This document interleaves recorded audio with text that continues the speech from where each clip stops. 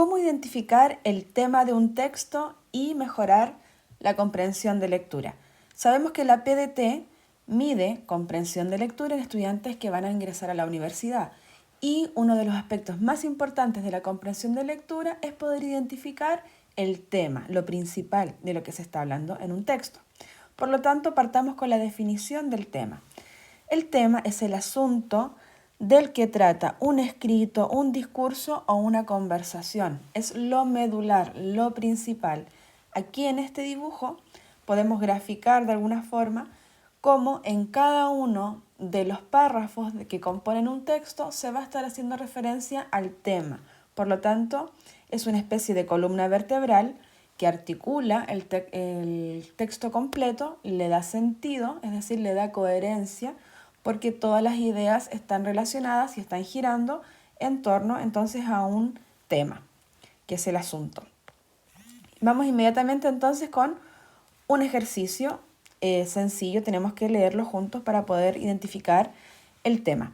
Irene era una chica nacida para no molestar a nadie. Aparte de su actividad matinal, se pasaba el resto del día tejiendo en el sofá de su dormitorio. No sé por qué tejía tanto. Tejía cosas siempre necesarias. Tricotas para el invierno, medias para mí, mañanitas y chalecos para ella. A veces tejía un chaleco y después lo destejía, en un momento porque algo no le agradaba.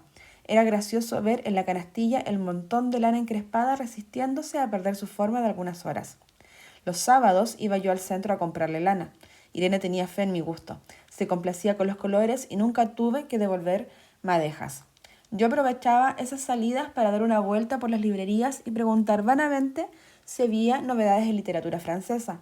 Desde 1939 no llegaba nada valioso a la Argentina.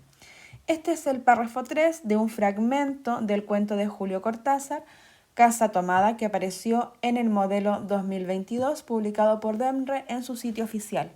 La pregunta asociada entonces a este fragmento es: ¿cuál es el tema del tercer párrafo?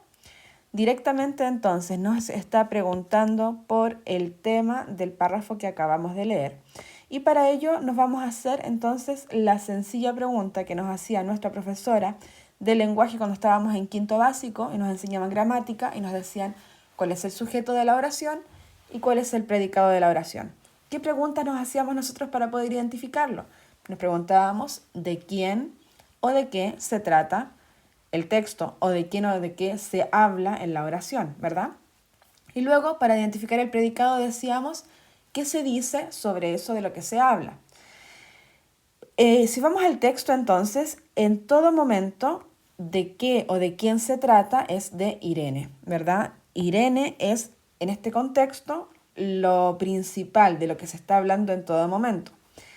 El narrador, que es el hermano de Irene, aparece simplemente contándonos acerca de su hermana y al final de este párrafo nos cuenta que él, aprovechando cuando compra la lana para su hermana, revisa las librerías y pregunta por literatura francesa. Por lo tanto, el hermano, el narrador, aquí no es el sujeto principal, ¿ya?, de la temática, sino Irene. Bueno, ¿y qué se dice sobre Irene en el texto? ¿Cuál sería el predicado?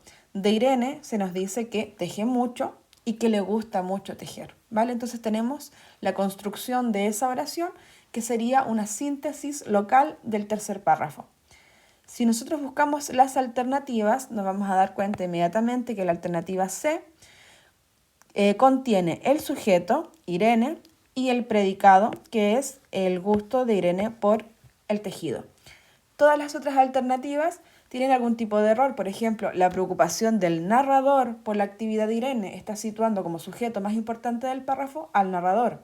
O la alternativa B, la relación fraternal entre narrador e Irene, es decir, que los dos tienen la misma importancia y relevancia en el fragmento. Pero la verdad es que el texto se trata principalmente de Irene, por lo tanto es a ella la que tenemos que encontrar dentro de la alternativa correcta. Dentro de los tips también que podemos utilizar para reconocer el tema, en el caso de que no se nos haga tan sencillo hacernos la pregunta de quién o de qué se habla y qué se dice sobre ello, sería identificar los mecanismos de cohesión a los que recurrió el autor para poder darle cohesión a su texto. ¿A qué me refiero con esto? Si el autor repite en cada una de las oraciones Irene, Irene, Irene, Irene, resulta cansador para la lectura y además es un problema de cohesión, por eso que recurre a mecanismos de cohesión. ¿Qué son estos? Puede ser la utilización de un pronombre. Yo podría decir, ella disfrutaba mucho tejiendo.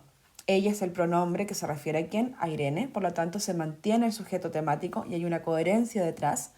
O también existe la posibilidad de que no se mencione al sujeto y que nos vamos directamente al predicado, a lo que se dice de ella.